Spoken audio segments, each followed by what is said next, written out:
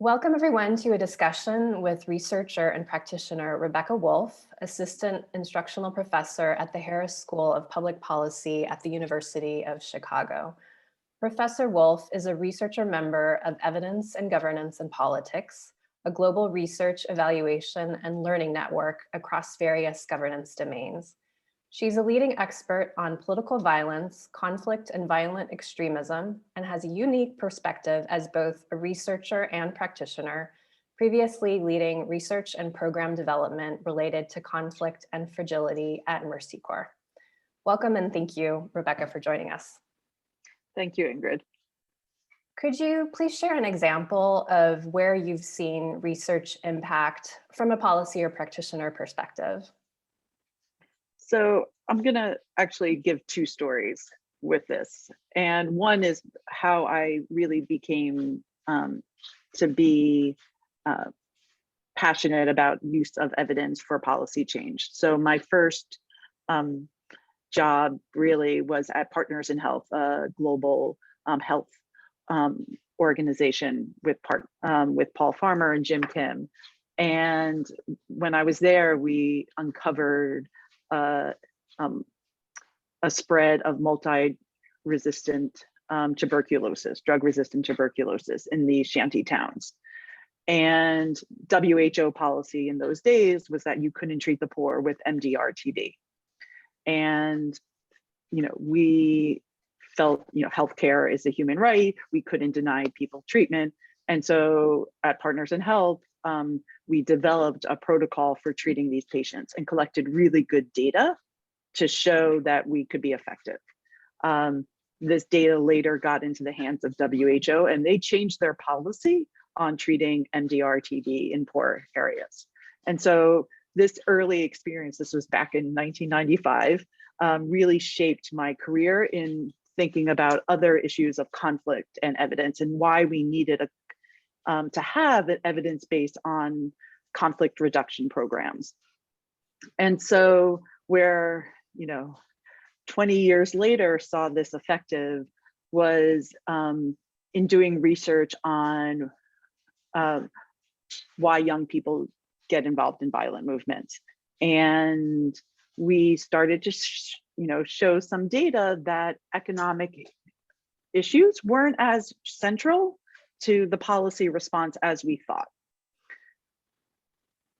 And so we developed a research agenda around that question, and other colleagues, some EGAP members, Chris Blattman being one of them, Jake Shapiro another, we're also looking at these issues around economics and conflict. And what we saw, that it wasn't such a central point of, at least on political ideological types conflicts, economic issues didn't play the same role. So with these studies in 2015, while I was at Mercy Corps, we combined a couple of studies, both quantitative and some qualitative evidence, and put out a report in the same timing as the Obama White House Summit on countering violent extremism. And the timing of the report with the summit really changed the game and the narrative about why young people got involved in these type of movements. A couple of years later, I was at a UNDP event on violent extremism, and you could hear the tagline from the earlier Mercy Corps report being stated that it's not about jobs, it's injustice. All of this evidence base, we then led to the creation of what's called the Global Fragility Act. And so we wanted to show, with the evidence that I just mentioned, some of the work of other members such as Jason Lyle and Koza KMI, Cyrus Sammy, Martin Vors, we all, at Mercy Corps kind of, condensed that information and evidence and would go to the Hill and say, it is possible to reduce violence, to reduce support for violence. And that convinced policymakers on the Hill, Capitol Hill, that there is something, if we put the right investment into reducing violence, we actually could be effective. And that was kind of the start of the Global Fragility Act, which passed Congress probably about a year and a half ago. Mm-hmm. Yeah, that's an incredible impact. Could you tell us, as a practitioner, where you've seen research contributing to our understanding about political violence, conflict, and violent extremism in ways that have not been well understood? I started to hint at that, this answer in my previous answer, and I think one of the big areas is around what motivates people to join violent movements. What we've seen is that, if there are economic reasons, crime, for example, tends to be more economically motivated. But when it comes to political violence, it tends to be more socially oriented or related to grievances. And so that's been a big shift in both in terms of from an academic point of view, and also has had really practical implications in terms of how we do peace building work in many of these contexts. And so it's rare that you will see an employment program just for stability today, versus when I started working at Mercy Corps, I was writing that kind of program, weekly. So it's a big shift there. I think where we're also recognizing is, a very strong basis of conflict and peace building programs today is contact theory. Of if we bring people together, will we reduce prejudice?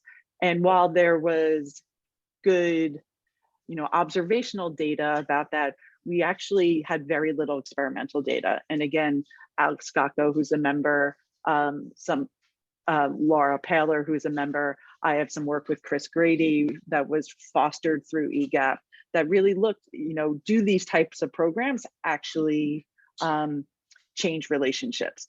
And so what we're starting to learn is, under the conditions under which it will actually foster stronger relationships between groups in conflict. Yeah, that's really fascinating. We'd love to hear more about the work that evolves. Our last question relates to kind of your unique perspective as both a researcher and practitioner. What are the specific challenges that you think need to be addressed or overcome in order to foster greater knowledge exchange between academic researchers and government representatives or civil society organizations who are implementing work on the ground? So yeah, in my role, while I was at Mercy Corps, but also I continue that role somewhat as that translator between academics and practitioners, and trying to understand the various constraints that people are under, and actually teach a course about this at the Harris School. How do we translate evidence for policy and program design? I think one of the key pieces for me of understanding from the academic side is the policymaker is going to have to do something. They're going to either do something with evidence or without, but they don't often have a choice to do nothing. And so, if, for example, if the answer, you're saying that there is a null result, that the program isn't effective, or you don't know if it's effective, unless there's an alternative for the policymaker to do, it's very hard to shift course. Also, for a policymaker, they are in a much more risk-averse type of setting. And so to try something new is, you have to have a lot of good evidence for it. Experimentation can be really difficult in a lot of these situations.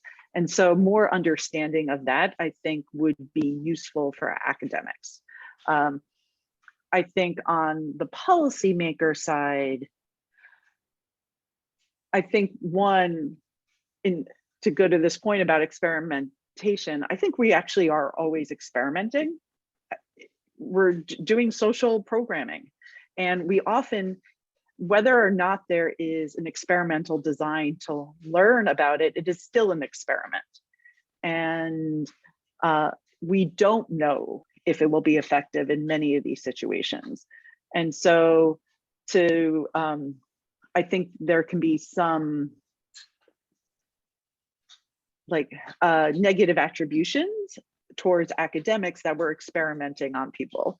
And I think if there was some recognition that with, unless we are 100% sure, or even 50% sure that something's going to work, we're experimenting.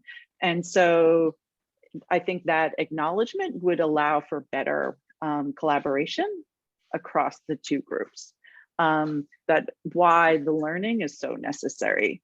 So I think to me, it's that kind of understanding those different perspectives. And then if that happened, I think there could be more collaboration of recognizing that, how we could do more randomization, because we are experimenting anyway. So let's do it in a way that we can actually learn more than we could if we just did a pre-post design. In contrast, I think there's a lot of data. It's, maybe not publishable data in the top journals, but I think there's a lot of data that policymakers and practitioners collect that could foster learning and be a stepping stone for something bigger. So actually at Mercy Corps, we did that a lot, where maybe our first study wasn't the most rigorous. So in the work I did with Jay Lyle, Kazuke Imai, and Yang Zhao, initially at Mercy Corps, we did a less rigorous study in Helmand. That helped by demonstrating that with kind of weaker data, we were able to fundraise for the more rigorous study. And so I think we throw out a lot of data. And I think if academics could be a bit more flexible on some of those standards, we could actually learn more. That's great feedback. I think this is the type of collaboration that EGAP is trying to foster.